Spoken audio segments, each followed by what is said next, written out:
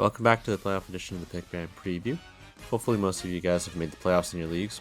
This is going to be another video breaking down the champ select data and schedule to help you guys make more informed decisions for the upcoming week. Top lane this patch has been a pretty diverse role. The highest picked top laners last week were Renekton, Gnar, and K'Sante with 2 plays each. You'll also see that top lane presence is pretty low compared to the other roles, and this is due to the fact that there isn't a clear top tier of top laners, and they aren't getting banned as often as other roles. You'll also notice later when I talk about Phase 1 bans that there are virtually no top laners being banned out. The main trend at the moment is to use the first phase of bans on bot laners and junglers, so most bans that you'll see in top lane are being banned later on in Phase 2, where a team will choose their top lane early in the draft and use 2 bans to limit the options the other top laner can go to. Basically, there's a lot of top laners being played, and there's no clear option. So any one of Sion, Renekton, Gnar, K'Sante, Gragas, and Jace can all be decent options, and you should just be looking at the top laner's match history to choose which champ to go to. Jungle is a much easier role to choose for, with Vi and Sejuani being the best options. Elise is starting to fall off the ban priority, likely because they've nerfed the experience from early game kills. Junglers normally use Elise's strong early game and dive potential to spam ganks and snowball ahead, but with experience gains from early game kills being nerfed, her and her team don't snowball ahead as much, and it's less likely for them to hold on to their lead. Lee Sin's another good option that's played a lot more in LCK and LPL, but I'd likely lean towards Vi and Sejuani unless their jungler is playing Lee a lot more than one of the other top tier junglers. Mid lane is a lot like top lane, where there's a lot of champs being played at the moment. Aurelion Sol has been enabled for pro play this match, and he's jumped up priority immediately, being picked in half the games you saw last week. If you have Palafox or Harry this week, he's definitely an option for you. Other than Asol, there's seemingly a million picks, with no other mid laner being picked more than 2 times last week. Annie is banned somewhat frequently, and with 5 of her bans being Phase 1 bans, she's definitely riskier than the other mid laners. However, mid laners is a role where you can basically choose anyone at this point. There's no clear option, so really just go with your gut feeling and look at your mid laner's match history. Some champs I'll be looking at this week are Asol, Annie, LeBlanc, and Talia. ADC is another role that's seemingly open at the moment. There's quite a few bans being thrown at the role, with Zeri, Varus, Lucian, and Caitlyn all in the top 7 of Phase 1 bans last week. With teams focusing on banning out ADCs, it opens up the door for the second tier of marksmen to make their way in, which is why we're seeing a lot more Aphelios, Ezreal, and Xayah. Your safest choice is likely still Zeri, but any one of Varus, Caitlyn, Aphelios, or Ezreal are all good options as well. Just look at your ADC's match history before you make a decision. One strange thing to note from last week is we saw no Lucian play, which is super strange considering that he's still getting picked in the LCK and LPL, but it does make a lot of sense seeing that most games in NA are a little longer than the LCK and LPL games, and not every team is confident picking Lucian and snowballing into a win. We saw a decent amount of change in the support role, with Thresh coming into the top tier of supports last week. Thresh's changes are pretty insane, reducing the base cooldown of his hook on max rank from 11 seconds to 9.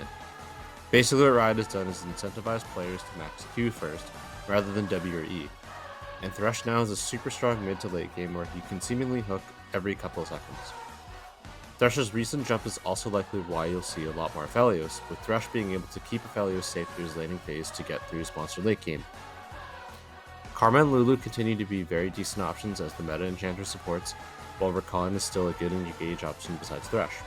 All in all, the support meta is a pretty balanced role, with engage supports and range supports all being decent options. The only outlier is Ashe being banned pretty much every game, and you should probably still avoid her for this week. Here you'll see the Phase 1 bans around the LCS, LPL, and LCK, and you'll see that you should still be avoiding Ashe and Elise. But other than that, a few ADCs and Annie were banned in roughly half of the games last week, so you should be aware that it's slightly riskier choosing one of these. Here's a recap of my recommendations. For jungle and support, there's very clear options in Sejuani, Vi, Thresh, and Lulu. In top, mid, and ADC, you can pretty much go anyone, and it's not a terrible idea. When you look at the options in mid, Asol should definitely be recommended, but just be aware that it's not everyone that's playing him, and he might get some bans next week if teams decide it's not worth the hassle of learning how to play with or against him. The schedule of week 7 is pretty even, all things considered.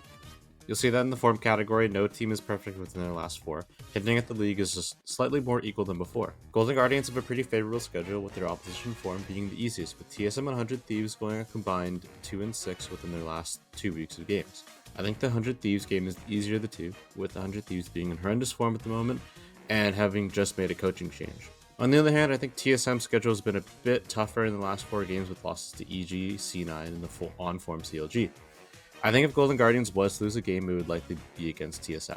And another way to look at which teams to pick up players from would be to target teams that are playing against Immortals and Dignitas, which are basically your free win games at this point. Likely there's no FlyQuest players on the wire at the moment, so you could look towards bringing in TSM or CLG players. TSM should be able to handle Immortals convincingly, while the Golden Guardians game should be a tighter game with both teams around each other in the standings. Golden Guardians are a team on much better form, but I don't think it would be surprising to see TSM coming out of that with a win. CLG should be able to handle Dignitas, but a game against EG is definitely a lot harder than Golden Guardians. EG have lost to CLG in the past, but if you saw the first episode of the series, I thought that game was a lot more of EG making mistakes rather than CLG proactively coming back to the game.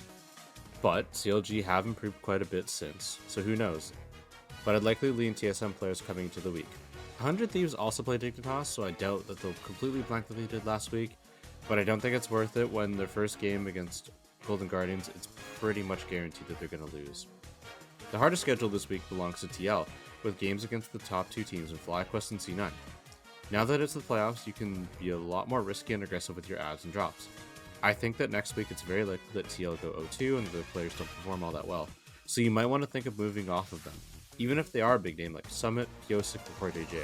Mind you that this is only if there's a decent option on the waiver wire. Thanks again for watching. Hopefully you guys pulled something from this and you guys win your weeks and make the finals for next week. As always, feel free to drop any questions down below and I'll get back to you as soon as possible.